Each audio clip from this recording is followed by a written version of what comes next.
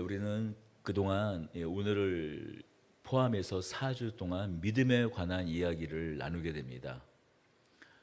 성경적으로, 신학적으로 믿음을 정의하는 여러 가지 말을 할 수 있을 겁니다.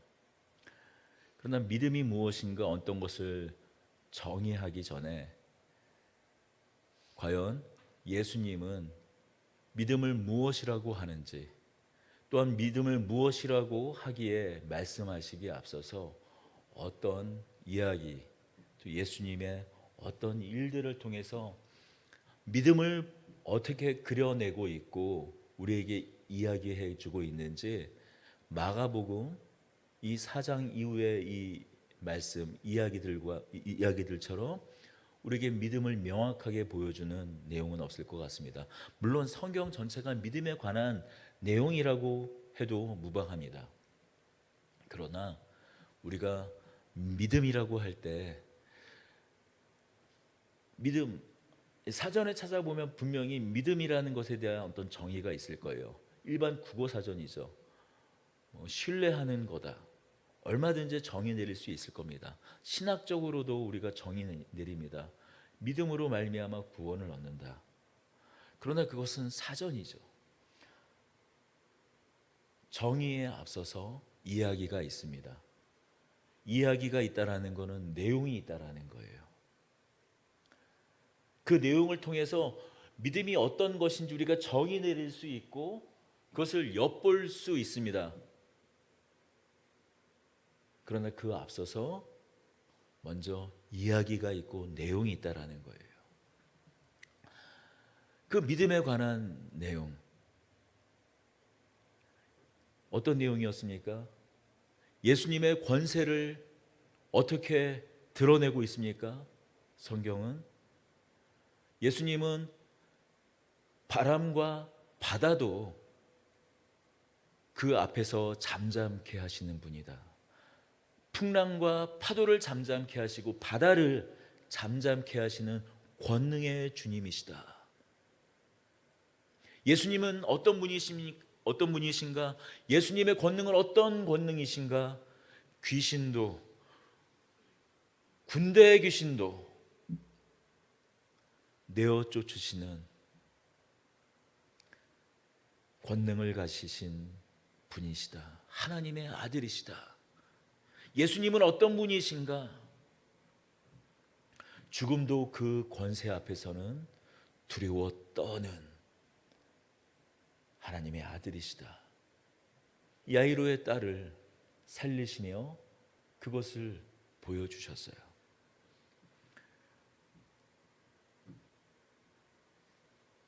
이 자연도, 귀신도, 죽음도, 이 세상 우리가 공포스럽게 여기는, 우리가 무서워하고 두려워하는 그 모든 것이 예수님 앞엔 한낱 무력한 존재인 것을 드러내 주셨습니다. 그 모든 이야기들이 향하고 있는 것은 무엇입니까? 예수님은 어떤 분이십니까? 믿음의 대상이라고, 우리가 믿어야 할 분이라고, 우리의 구주시요 우리의 메시아인 것을 드러내주고 있는 거예요.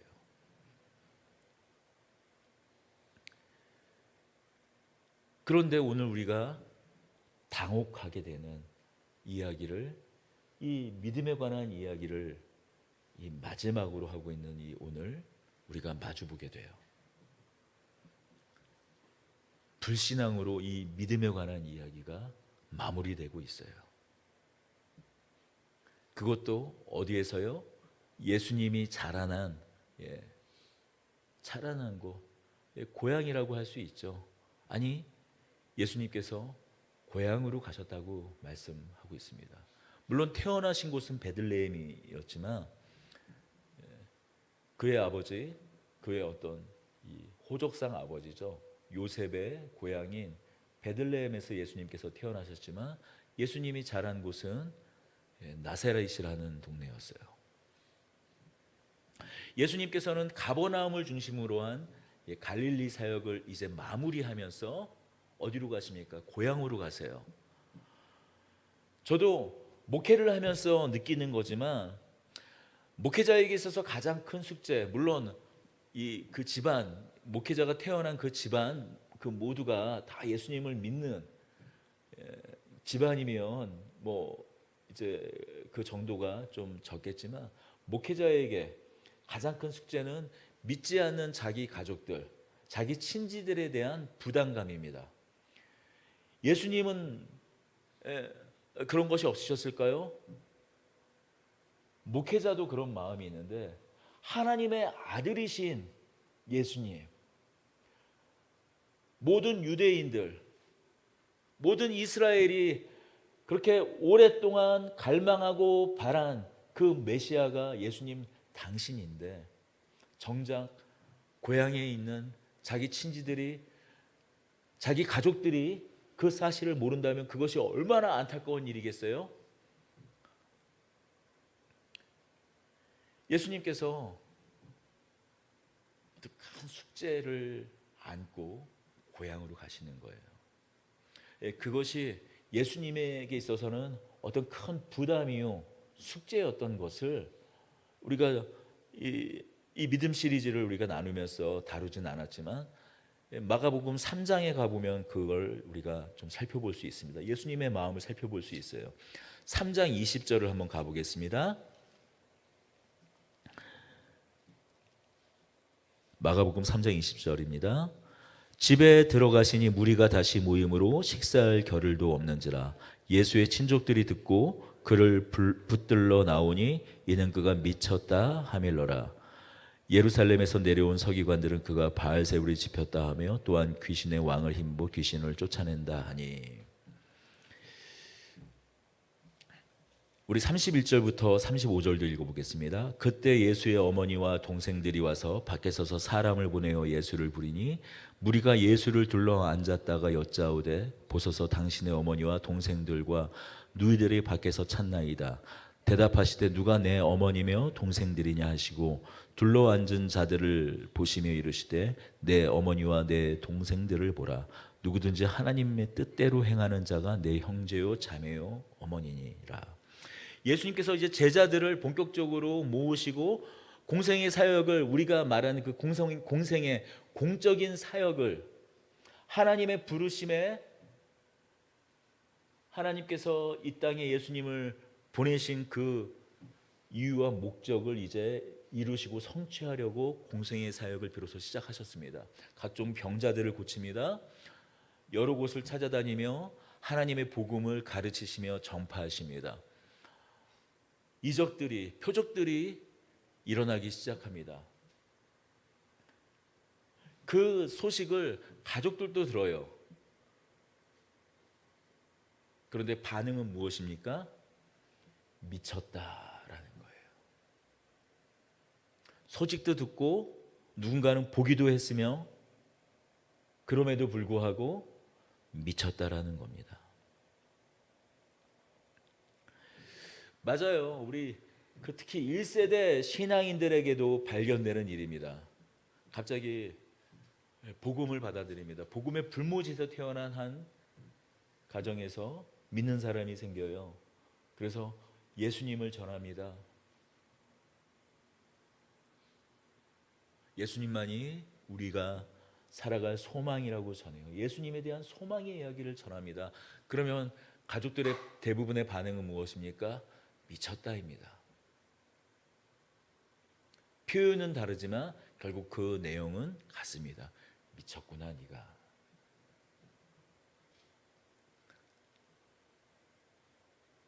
예수님의 경우는 다르죠. 우리처럼 그저 뜨거운 마음을 부여안고 하나님 나라의 복음을 전하는, 그저 말로만 하는 정도 수준이 아니라 바로 그 하나님 나라를 몰고 오시는 분이 예수님 당신인 것을 뭐로 보여주시죠? 표적을 통해서 눈먼 자의 눈을 뜨게 하고 앉은 뱅이를 일으키며 각종 귀신을 내어 쫓는, 바리새인들이 말하잖아요. 네가 바알세불의 힘을 입지 않고서는 네가 어떻게 귀신을 내어 쫓느냐. 내가 귀신을 내어 쫓는 것이 바알세불의 힘을 빌어서 하는 거라면, 그 능력으로 하는 거라면 스스로 나라가 그 나라가 안에서 분장하는 건데, 그러면 그 사단의 나라가 그 집이 일어설 수 있겠느냐라고 하면서 이것은 하나님 나라의 일이라고, 이것은 하나님 나라의 일, 곧 표적이라고 예수님께서 그 선지자들이, 구약의 선지자들이 앞서서 말한 그 일이 나를 통해서 응하고 이루어지고 그 약속이 성취되고 있는 것이라고 예수님은 말씀하세요. 가족들의 반응도 마찬가지였어요. 이 바리새인들과 다르지 않았습니다. 아니, 한술 더 떴습니다. 미쳤다라는 거였어요. 예수님께서 얼마나 속상하셨을까요? 예수님의 말씀이 무엇이었습니까? 누구든지 하나님의 뜻대로 행하는 자가 내 형제요 자매요 어머니니라. 예수님을 낳은, 예수님을 제일 잘 아는 사람이 누굴까요? 어머니였어요. 수태고지를 받은 사람이었잖아요. 가브리엘 천사가 그 꿈에 나타나 너에게 은혜가 임했다. 은혜 받은 자요. 은총을 입은 자라고 말했어요. 누구의 은총이요? 하나님의 은총을 입어 남자를 알지 못했던, 물론 약혼자가 있었죠. 요셉이 있었지만 정혼을 공식적으로 하는 그 1년, 아직 남자를 알지 못했던 그 마리아가 아이를 뵌 것, 성령으로 말미암아 잉태하는 것, 누구보다 잘 알던, 자기 자신이 하나님의 아들을 품고 그리고 낳았던 것을 알고 있었던 마리아조차도 점점 그 기억이, 그 믿음이 희미해졌던 게 분명합니다. 그러니 어떻게 해요? 예수님의 가족들과 함께, 누구도 함께 왔다고요? 그의 어머니도. 미친 짓 하지 말고 집으로 돌아와라. 그러니 혹시 이 말씀을 듣고 이제 예수님을 믿으면 광신자가 돼서 집 다 떠나가지고 무슨 신천지 뭐 그런 이단들처럼 공동체 생활하면서 그런 미친 짓거리 하라는 말이 아닙니다. 아마 신천지는 이런 본문을 보고 진짜 가족이 누군지 아십니까? 여러분 그 집에 있는 그 혈육이 아니라 여기 있는 교회 공동체가 진짜 가족이에요. 뭐 그런 설교를 할 수도 있을 것 같아요. 그런 본문으로 사용할 수 있을 것 같습니다. 그러나 지금 이 본문을 그런 본문으로 사용하자는 것이 아니라 예수님이 그 가족으로부터도 그렇게 외면받았던, 오늘 우리가 있는 본문처럼 선지자조차도 그 고향 땅에서는 신뢰를 받지 못한다. 그 사실이 예수님께 얼마나 마음 아픈 일이었고, 그리고 가족조차도, 하물며 예수님의 가족조차도 믿음이 없으면, 하나님의 뜻대로 행하는 것, 곧 믿음이 없으면 아무것도 아니라는 것. 물론 혈육인 것은 분명하지만, 그러나 가족조차도 구원을 얻을 수 없다라는 것. 그것을 마음 아프게도 말하고 있는 본문인 거죠. 예수님의 숙제는 가족의 구원이었어요. 고향 땅에 있는 자신들의 친지와 이웃들의 구원이었을 겁니다. 그들이 하나님 나라를 보기를 원하는 마음이 그 누구보다도 간절했습니다. 아마도 예수님은 이렇게 생각했을 거예요. 이미 나사렛, 예수님의 그 고향에도 예수님께서 가버나움에서 행하신 일과 또 바다 건너, 그 호수 건너편이죠, 거라사와 여러 곳에서 행한 그 표적과 이적, 그리고 예수님의 가르침, 그것이 고향 땅에도 이제는 충분히 전해졌다고 생각을 하셔서 비로소 때가 되셨다고 생각하시고 고향 땅 나사렛으로 가셨어요. 예수님의 기대처럼 회당에서도 말씀을 전할 수 있도록 최소한의 배려는 한 것 같아요. 제가 지난주에 회당에 대해서 잠시 말씀을 나눴습니다. 당시 유대 땅에 종교적인 두 가지 기관이 있었어요. 종교적인 큰 두 가지 시스템이 있었습니다. 하나는 성전 제사 시스템이에요. 제가 시스템이라고 말하는 것은 그것이 종교화됐기 때문에, 우리가 기독교는 기독교 스스로를, 우리는 우리 믿음 스스로를 종교라고 말하지 않습니다. 특별히 어떤 종교라고 말할 때는 약간 부정적인 뉘앙스 있는 거 아시죠? 여느 종교처럼 율법적이게 되고, 여느 종교처럼 하나님에게 그 원인과 이유가 있지 않고 우리에게 원인과 이유가 있는 그 율법적인 그런 종교, 거기서 벗어나지 못할 때 그걸 특별히 꼬집어 우리가 종교라고 말하는 겁니다. 종교적인, 그래서 저는 좀 더 나아가서 그것이 시스템으로 고착화된 것을 좀 이제 드러내고자 시스템이라고 말하는 거예요. 종교 시스템 두 가지가 있었습니다. 뭐예요? 성전 제사 시스템.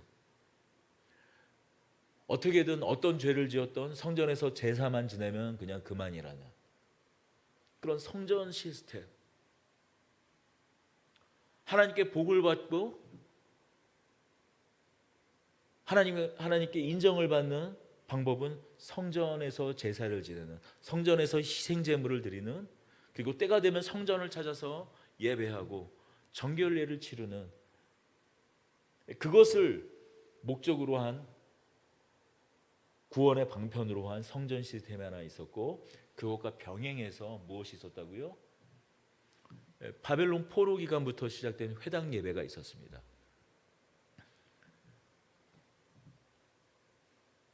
왜냐하면 바벨론 포로 시기에는 성전 자체가 없었잖아요.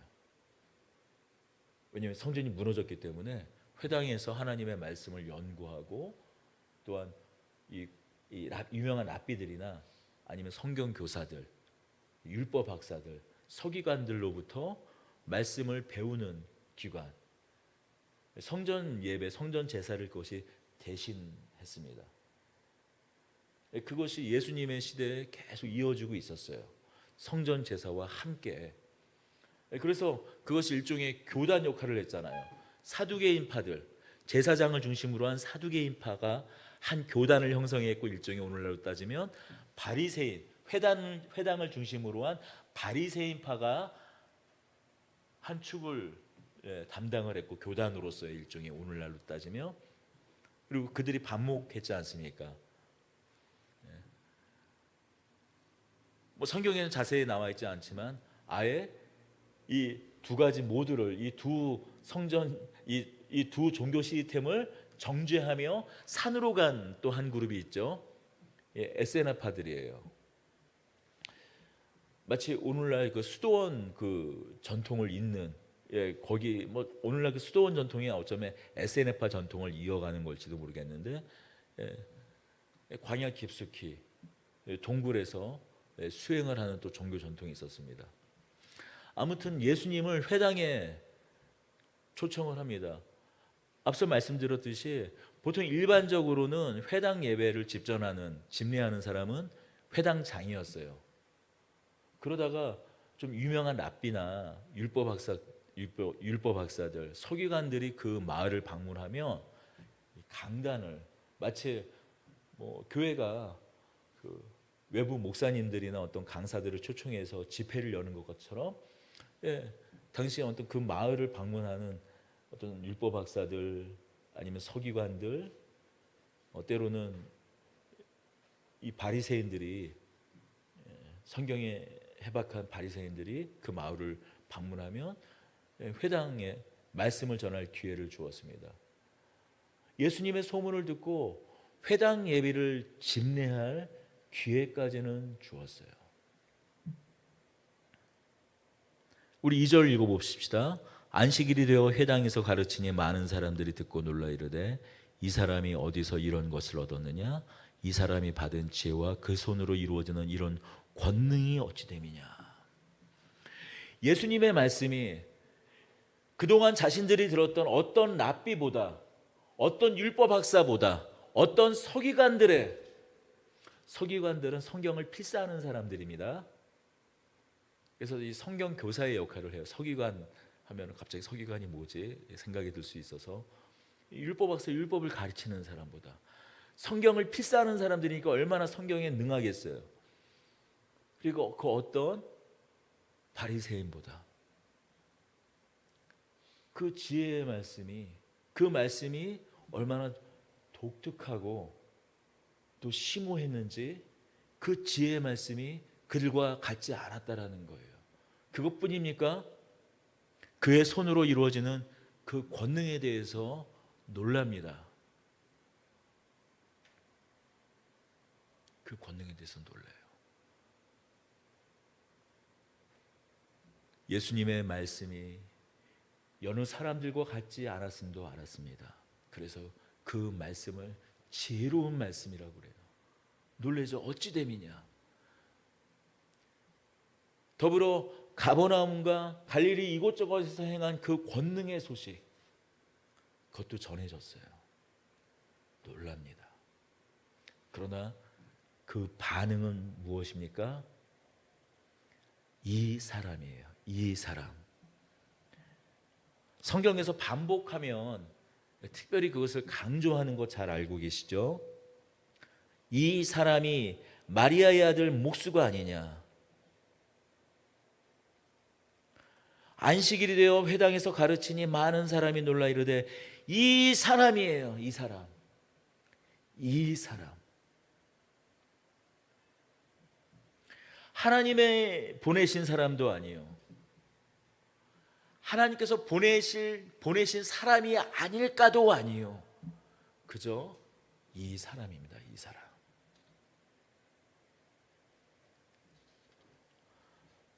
이미 그들은 예수님에 대한 선입견이 가득 차 있었습니다. 그 선입견을 엿볼 수 있는 대목이 무엇입니까? 3절이요. 같이 읽어보겠습니다. 이 사람이 마리아의 목수가 아니냐. 마리아의 아들 목수가 아니냐. 마리아의 아들. 우리가 구약에서도 보면 어떤 한 사람을 지칭할 때 꼭 이 사람을 좀 누군가 좀 누구인지 구체적으로 말하려고 할 때 어떻게 표기합니까? 누구누구의 아들.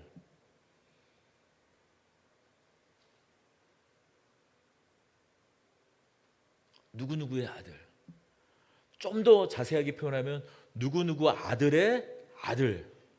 그 조상까지 뼈대 있는 집안인 것을 말해주려는 거죠.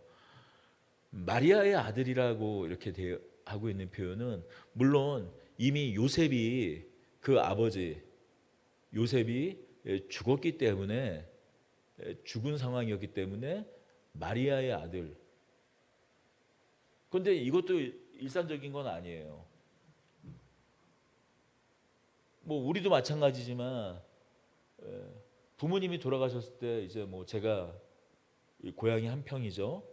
내려가면 거기 우리 종친들이 저희 어머니의 함자의 아들 뭐 이렇게 함자를 부르고 그 아들이라고 그러지 하지 않아요. 아, 누구 아들 내려왔대. 그렇게 얘기합니다. 그럼 마찬가지예요. 그냥 말의 관습이에요. 누구누구 마리아의 아들 이렇게 콕 집어서 얘기하는 건 뭐냐면 나사렛에 살던 때 예수님이 출생을 적어도 알고 있었다라는 거예요. 마리아가 요셉과 정혼을 했지만 순결을 지키지 못하고 요셉이 그것을 덮어두고 다 이해하고 다 받아들일 수 없지만 요셉은 착한 사람이어서 선한 사람이어서 하나님의 계시의 말씀을 그대로 듣고 마리아가 이미 아기를 가졌음에도 불구하고 결혼을 했죠. 호적까지 등록을 하고 그렇게 나사렛에 정착을 했습니다. 살아갔습니다. 그러나 나사렛 사람들은 다 알고 있었어요. 마리아가 요셉과 약혼 기간에 아이를 뵌 채 누집 아이인지 모르는 채 그렇게 결혼한 것.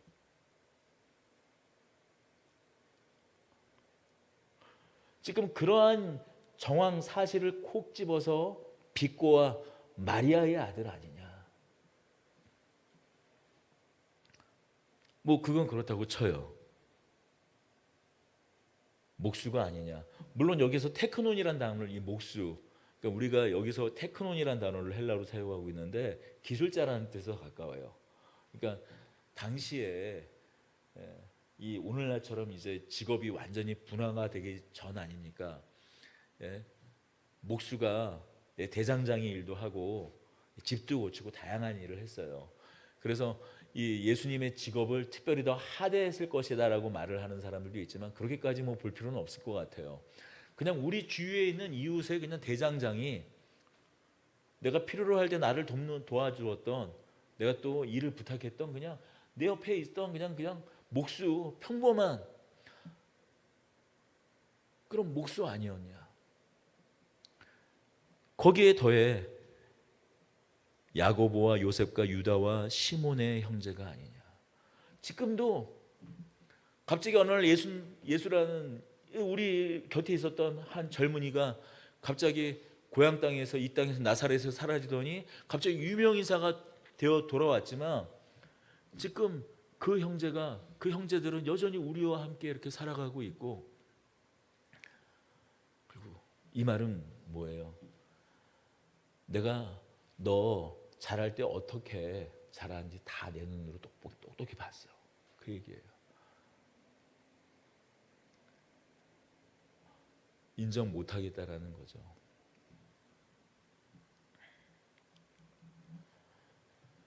이 목회자들도 이 어려움을 겪는 것이 가족의 구원입니다. 가족의 구원. 뭐 저도 추도 예배 추석날 저희 부모님이 돌아간 기일이나 아니면 그 기일에서 추도 예배나 아니면 추석과 설 때 그리고 가정 예배를 이렇게 드리지만 표정 가운데서 별 기대감이 없어요. 그거 알죠. 물론 목사니까 제가 가정 예배를 집례를 하고 인도를 합니다만 그 표정에서 다 읽혀지잖아요. 평가하는 것도 보이고. 물론 형제들은 어떻다고 이렇게 구체적으로 얘기하지 않지만 저만 해도 예배가 끝나고 나중에 아버지한테 어떤 여러 가지 그런 비평을 듣기도 했습니다. 그 정도는 괜찮죠. 그러나 많은 경우 목회자들이 가족의 구원을, 가족에게 복음을 전하는데 어려움을 겪습니다.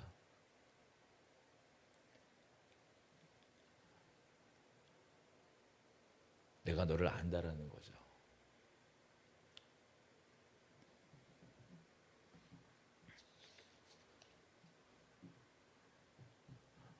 마찬가지예요. 하나님의 아들이신, 존귀하신 하나님의 아들이신 예수님마저도 이런 선입견, 그 선입견의 벽에 부딪힐 수밖에 없었습니다. 그 벽이 이렇게, 성경은 그 벽을 이렇게 설명합니다. 이렇게 말씀해요. 이 사람이 마리아의 아들 목수가 아니냐? 야고보와 요셉과 유다와 시몬의 형제가 아니냐? 그 누이들이 우리와 함께 여기 있지 아니하냐 하고 예수를 배척한지라. 예수님께서 배척되었다라고 말씀합니다. 여기서 배척하다라는 단어는 스칸달리온이라는 동사를 사용합니다. 스칸달리온, 스캔들의 어원이 되는 라틴어예요. 가장 1차적인 뜻은 걸림돌이 되다, 넘어지다. 그러니까 스캔달이라는 게 뭐냐면 사람을 넘어지게 하는 그런 모든 것. 그러니까 이 배척하다라는 말은 의역한 거죠. 무엇이 이 고향 사람들을, 그의 가족들을 넘어지게 했다고요?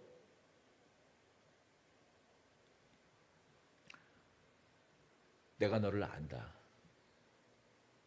내가 너 어렸을 때 빨개 벗고 물장구 치는 것도 다 봤고 다 봤다. 다른 거 다 안다라는 거예요. 어떻게 자랐는지 다 안다라는 거예요. 너 얼마 전까지만 해도 몇 달 전만 하더라도 우리 집 와가지고 우리 집 구들장 고쳐줬잖아. 우리 집은 고쳐줬잖아. 그때 내가 너 품삯도 줬잖아.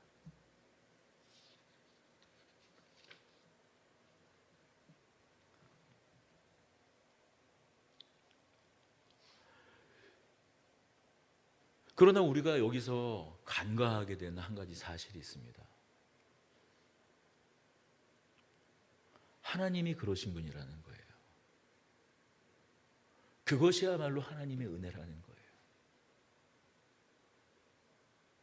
하나님은 우리의 평범한 일상을 비집고 들어오신 하나님이시라는 거예요. 하늘에서 가장 고고하게, 하늘에서 존귀와 그 존엄으로 충만하도록 모든 천군 천사가 숭앙하는, 천군 천사도 범접할 수 없는, 이사야에 어떻게 나왔습니까?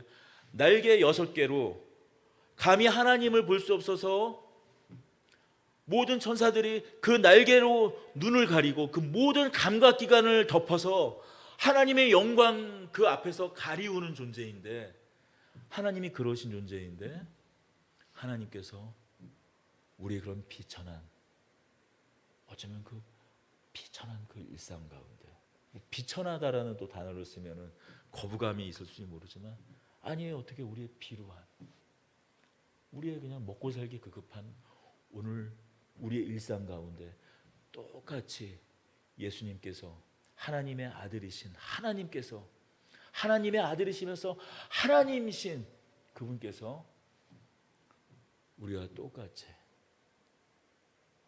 때로는 지붕을 고치고 구들장을 고치고 누군가의 집을 만들어주고 우리와 함께 하셨다라는 거예요.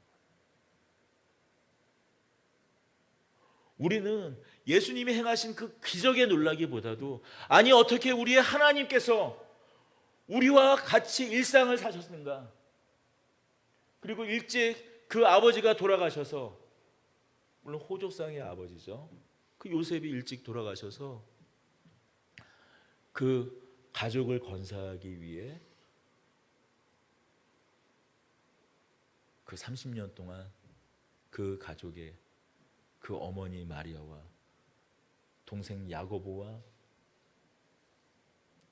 유다와 그 누이들을 건사하기 위해 그렇게 일상을 하루하루 묵묵히 살아가는가.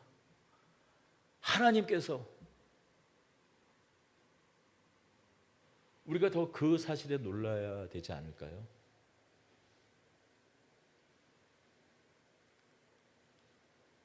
하나님의 그 오래 기다리심에 놀라야 되지 않을까요? 우리의 일상, 우리의 헐벗음, 그냥 다른 기적으로 어떻게 마리아 그 가족들 다 한 방에 먹여 살릴 수 있는데 그렇게 하지 않으시고 똑같이 우리와 함께, 우리와 더불어 우리의 일상 가운데에서 그 어머니 마리아와 동생들을 건사한, 몇 살 때부터 아버지의 일을 뒤이어 그 목수의 일을 하였는지 모르겠지만 그 일을 묵묵히 걸어간 그 사실에도 놀라야 되지 않을까요?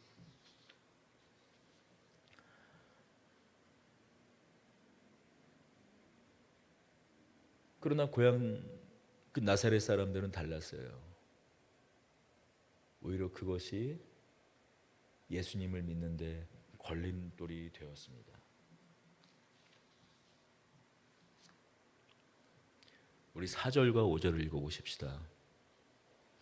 예수께서 그들에게 이르시되 선지자가 자기 고향과 자기 친척과 자기 집 외에서는 존경을 받지 못함이 없느니라 하시며, 5절 거기서는 아무 권능도 행하실 수 없어 다만 소수의 병자에게 안수와 고치실 뿐이었고, 거기서는 아무 권능도 행하실 수 없어. 우리가 여기서 오해하면 안 되는 것이 있습니다. 마치 예수님은 믿음이 없으면, 우리가 믿어주지 않으면 아무 능력도 행하실 수 없는 분이라고 이 말씀을 잘못 이해하면 안 됩니다. 그럼 예수님이 무당과 다를 게 없는 거죠. 이미 예수님께서는 앞서서 우리가 잘 살펴보았듯이 거라사의 광인, 그를 사로잡고 있는 귀신들을 내어 쫓으셨어요. 그때 광인이 예수님을 믿기 때문에, 예수님, 제가 귀신에 들려가지고 살 수가 없습니다. 제가 예수님을 믿습니다. 제 안에 있는 귀신을 쫓아내 주십시오. 예수님이면 하실 수 있습니다. 하며 막 머리를 들이밀고 막 안수해달라고 막 이렇게 뭐 수십 년을 감지도 않았을 그 머리를 막 들이밀고 어떻게 안수를 받았나요? 아니에요. 예수님은 그 거라사의 광인, 어쩌면 이방인일지도 모를, 물론 저는 그 거라사의 광인이 이방인이라고 생각되지는 않습니다. 그 거라사의 광인을 그저 긍휼히 여기셔서 바다 건너 그에게 찾아가셨어요. 일부러 찾아가셨습니다. 그가 믿음이 있어서 찾아간 것은 아닙니다. 또 어떻습니까? 우리는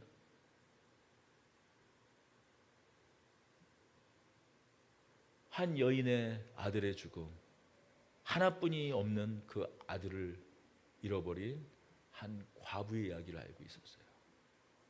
저 한 마을에 가는데, 어떤 마을에 가는데 멀리서 울음소리가 들려옵니다. 한 청년이 죽은 거죠. 그 울음소리를 듣고 예수님은 가까이가 청년을 살려냅니다. 죽은 청년을 살려내요. 그저 한없이 자신의 슬픔에만 빠져 예수님을 알아보지 못한, 아니 예수님이 누군지도 모르는 한 여인이었어요. 그저 불쌍히 여기고 그녀의 믿음을 보고 그 아들을 살린 것이 아니죠.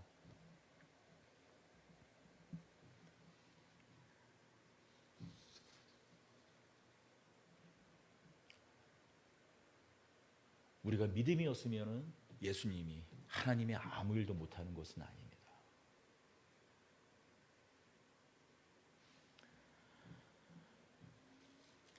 그래서 마태복음 13장 53절, 같은 이 이야기와 병행되는 이 이야기가 마태복음 13장에는 이렇게 마태는 이야기하고 있어요. 똑같은 부분을 이렇게 설명합니다. 이렇게 기록하고 있어요.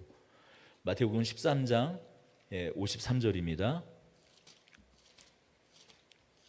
병행되는 본문을 제가 읽어드리겠습니다.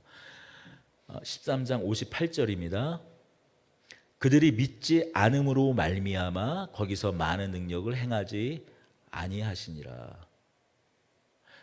어쩌면 마태는 차마 이렇게 표현하지 못했던 것 같아요.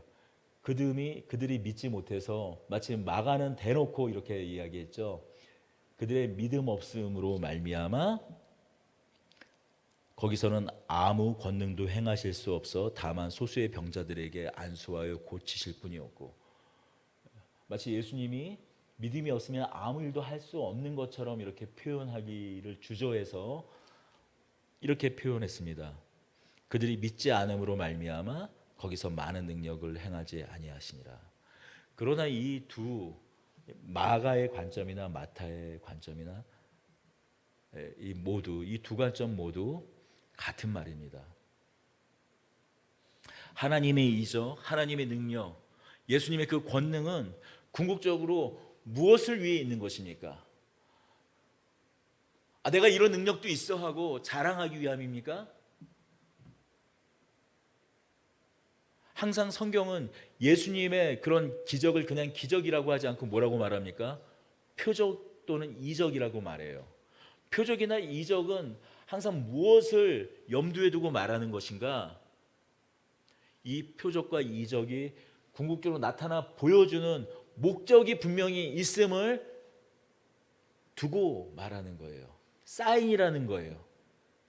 이 표적으로 말미암아 이 표적이 그냥 있을 수 있는 기적 정도 수준의 일이 아니라 이 기적을 일으키는 이 사람이, 이 일이 하나님으로부터 온, 더 특별히는 선지자들이 말한 메시아임을, 하나님의 아들임을 드러내는,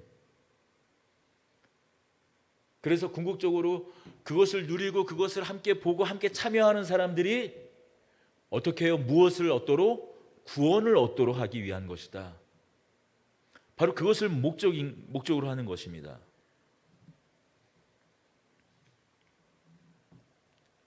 그러나 또 한 가지 분명한 사실은 무엇인가? 이미 믿지 않기로 작정하는 자들에게 하나님은 하나님의 권능을 펼치지 않는다라는 거예요. 물론 다시 한번 말씀드립니다. 하나님은 전능하신 분이에요. 여기서 우리 신앙의 갈등이 있어요. 여기에 우리의 좀 갈등이 있습니다. 그래서 이것 때문에 교단도 나눠져요. 대표적으로 감리교와 장로교의 차이가 이것입니다. 감리교는 어디에 방점을 두는가? 여기에 방점을 둬요. 이 말 그대로, 액면 그대로. 왜냐하면 성경을 가만히 보면, 성경 말씀만 액면 그대로 놓고 보면 하나님은 믿지 않는 사람들에게는 능력을 펼치지 않는다, 그렇게 또 보이거든요. 바로 이 말씀이 이렇게 드러나고 있잖아요. 거기서는 아무 권능도 행하실 수 없어요. 그저 다만 소수의 병자들에게, 믿음을 발휘한 사람들이겠죠, 고치실 뿐이었다고.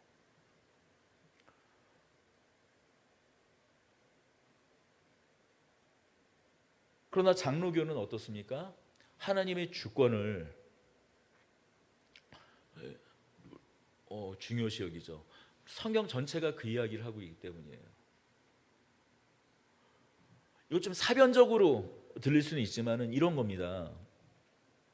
하나님이 전지하시다고 하셨을 때 그 전지하다라는 것은 단순히 모든 일을, 불가능한 것이 없다라는 말만 하는 것이 아니라 하나님은 그 어떤 방해와 그 어떤 것에도 불구하고 하나님의 뜻과 의지, 그 계획을 이루실 수 있는 하나님이다라는 그런 의미를 가지고 있어요.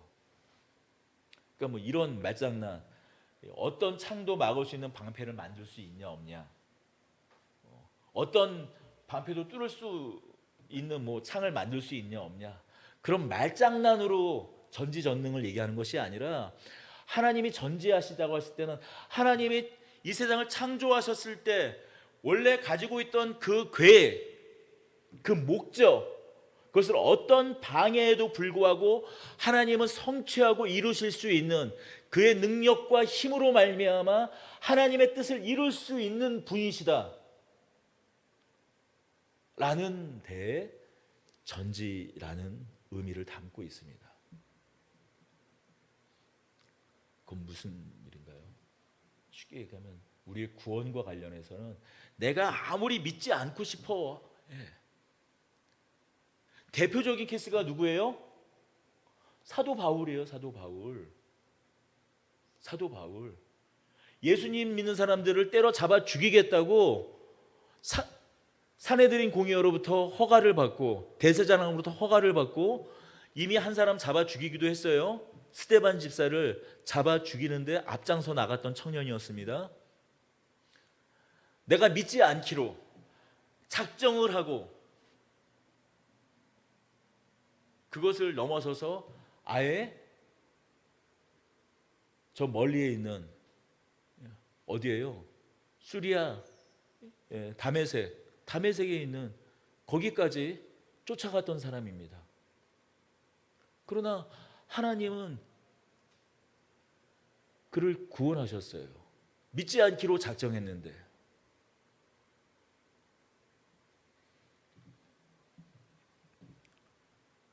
그럼에도 불구하고 마가는 마치 우리의 믿음 때문에 하나님의 능력이 제한되는 것 같이 말씀합니다.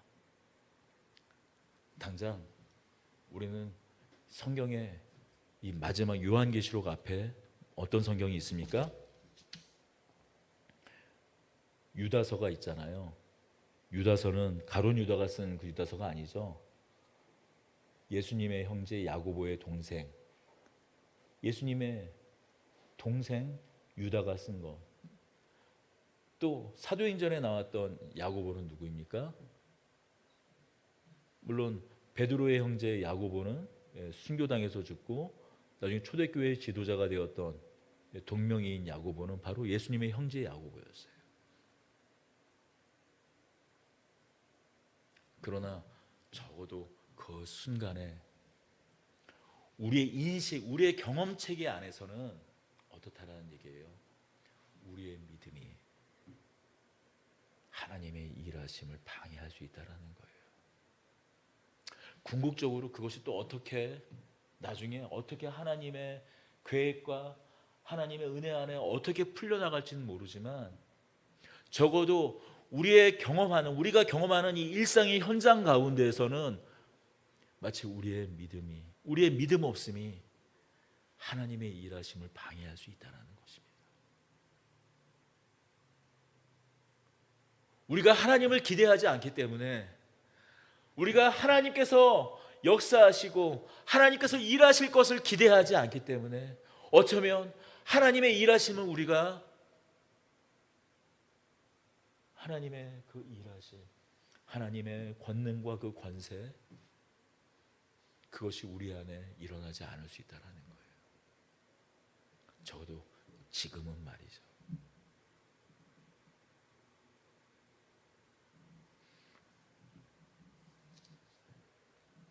제가 가장 두려워하는 것도 바로 그것이에요. 바로 이것입니다.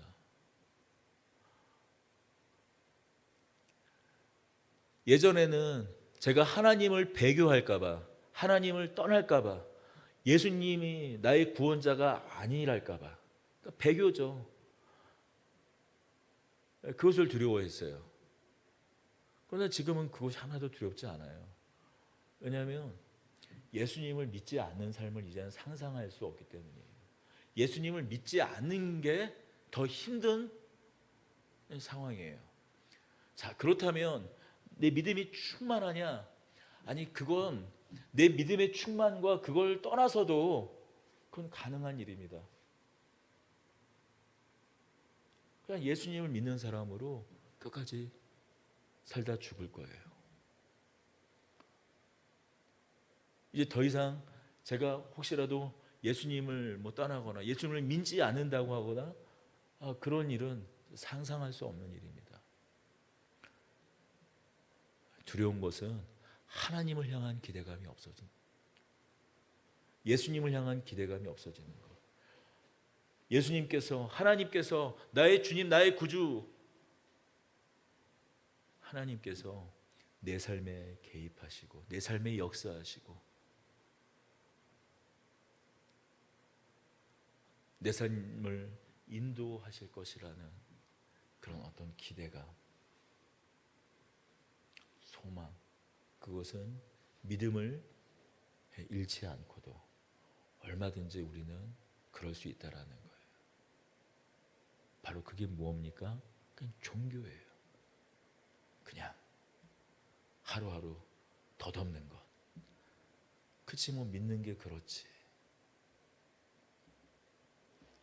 물론 이 이야기를 하는 것은 항상 놀라운 기적과 놀라운 역사가, 어떤 능력이 내 삶을 이렇게 인도하고 그걸 말하는 것이 아니에요. 그러나 나의 삶의 한 구절 한 구절, 나의 모든 삶을 하나님께서 주장하고 계시고 역사하시고 있다라는 이 기대감, 그리고 내가 한없는 비참함에 빠져 있을 때에도 하나님 나를 외면하지 않으시고 나를 그 수렁과 올무에서 건져내실 것이라는 그 기대감,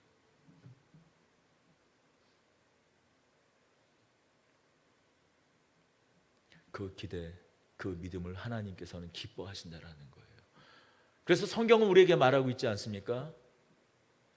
믿음이 없이는 하나님을 기쁘시게 하지 못하나니. 이건 믿는 자들에게 얘기하고 있는 것입니다. 믿는 자들에게 믿음을 이야기할 때 그 믿음은 어떤 믿음이겠습니까? 하나님을 향한 기대감, 오늘도 역사하시는 하나님, 오늘도 살아 역사하시는 하나님을 향한 그 기대감을 하나님은 기뻐하신다라는 거잖아요. 우리가 찬양했던 그 찬양의 고백과 같이 어제도 오늘도 우리를 통해 역사하시는 하나님, 낮이나 밤이나 역사하시는 하나님, 낮이나 밤이나 우리를 지키시는 하나님, 내가 괴로울 때나 슬플 때도 나의 괴로움과 슬픔을 아시는 하나님, 그 하나님을 향한 기대가 점점 희미해지는 게 가장 두려운 것이죠. 여러분, 오늘 이 믿음의 이 마지막 성경 앞으로 우리가 계속 믿음에 대한 이야기는 믿음을 제목으로 하지 않더라도 이 모양 저 모양 이 이야기 저 이야기로 하겠지만, 굳이 성경은 풍랑과 그 바다를 꾸짖어 예수님이 다만 한 선지자 정도가 아니라 이 세상을 창조하신 하나님인 것을 보여주고, 귀신을 내어쫓고 죽음의 권세를 굴복시키는 그 모든 이야기를 끝내면서 굳이 이렇게 부정적인 이야기로 끝내는 이유가, 이 한 단락을 마무리하는 이유가 무엇인가요? 길게 보면 3장 그 마지막에서 예수님의 가족들이, 친지들이 미쳤다라는 이야기에서 끝내 배척당했다라는 이야기로 끝내는 이유가 무엇입니까? 믿음이 일을 한다라는 거예요. 하나님은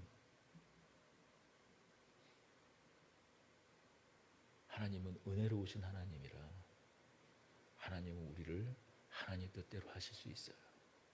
그러나 적어도 오늘 이 순간 우리에게 필요한 것은 무엇이라고요? 믿음이라는 거예요. 우리의 믿음이, 하나님을 향한 우리의 기대가 일을 한다라는 거예요. 굳이 마가가 이 이야기로 이 한 단락을 마무리하고 있는 이유는 오늘 우리에게 필요한 것이 믿음임을, 어떤 선입관, 어떤 우리의 한계를 뛰어넘어서 우리에게 진실로 필요한 것이 믿음임을 우리에게 이야기해 주고 있습니다. 믿음이 일을 한다라는 이 사실을 놓지 말고 하나님을 향한 기대, 하나님을 향한 믿음, 오늘도 살아 역사하시는 예수 그리스도 그분을 바라보는 저와 여러분들이 되기를 소망합니다.